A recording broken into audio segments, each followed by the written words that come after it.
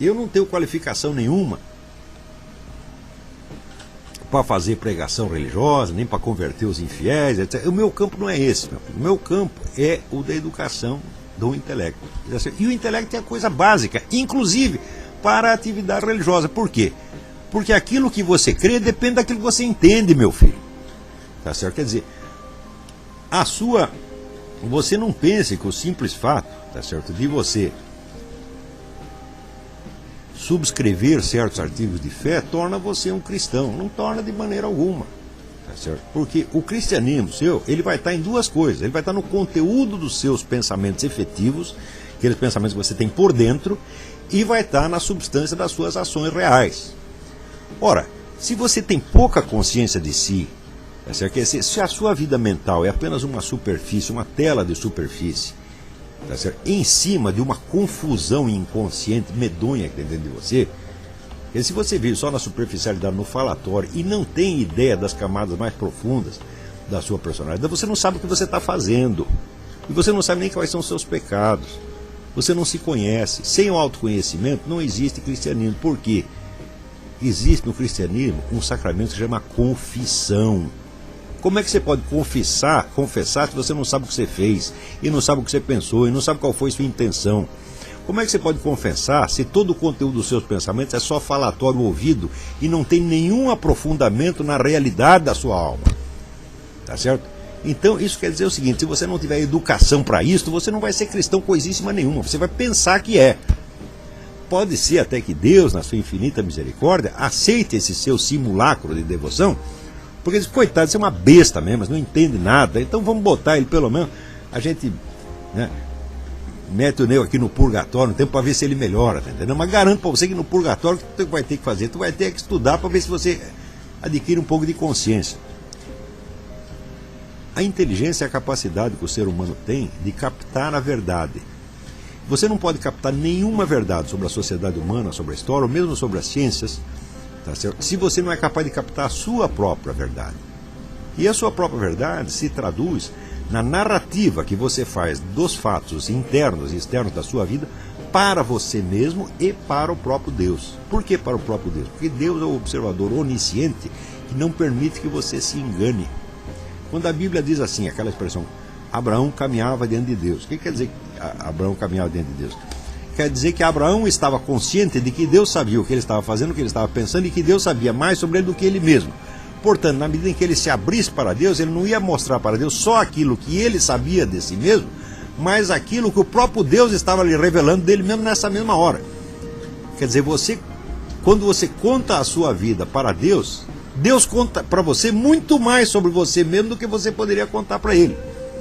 Então, a sinceridade e, portanto, a confissão é a técnica do aprendizado, é a técnica fundamental da filosofia.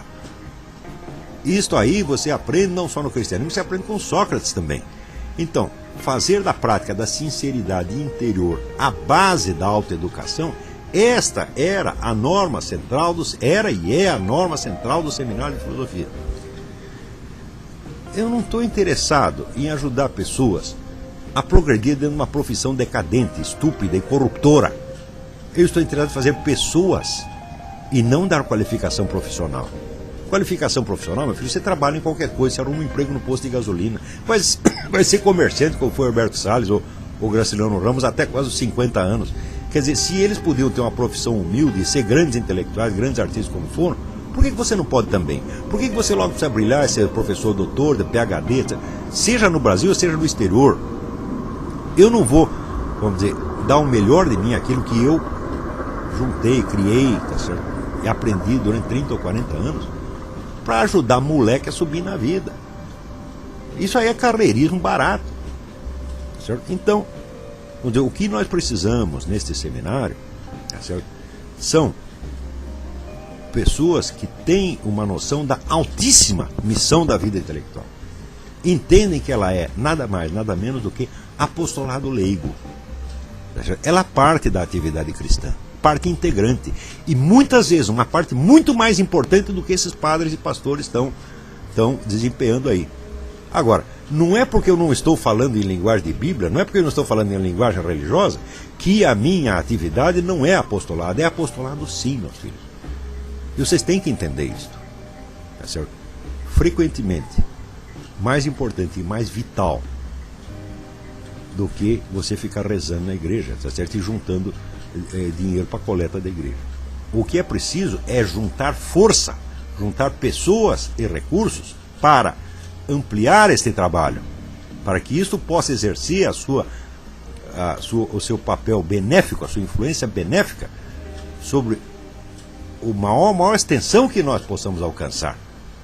Tá certo? A salvação desse país depende muito mais desta atividade, tá certo, do que da atividade formalmente religiosa que muitos estão desempenhando. Porque toda esta atividade, se não for calçada, tá certo, no desenvolvimento da verdadeira consciência pessoal, tá certo, a qual só se desenvolve com muito esforço intelectual, ela vai ser nada, tá certo?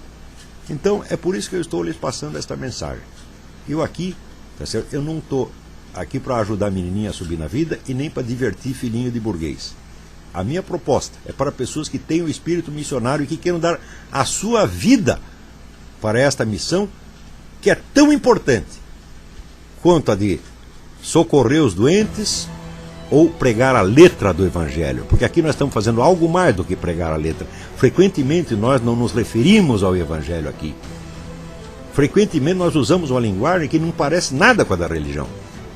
Só que é o seguinte, aqui nós estamos praticando a arte da verdadeira descoberta de si e da verdadeira confissão.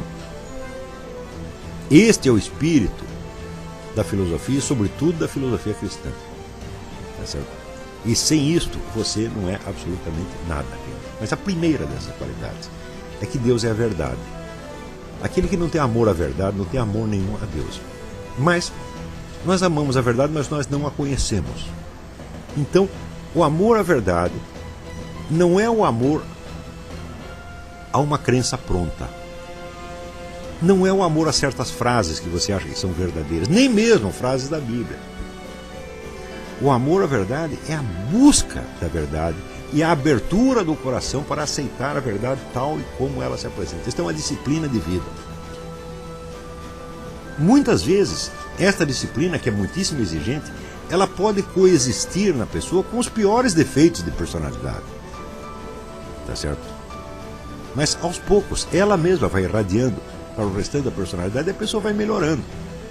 Eu tenho centenas de alunos que disseram a mim, são depoimentos, de como eles foram melhorando em todos os setores da vida, nos tornando mais honestos, mais consistentes, mais sinceros para com eles mesmos e com os outros. Tá certo? Ou seja, o método que eu uso aqui, ele funciona.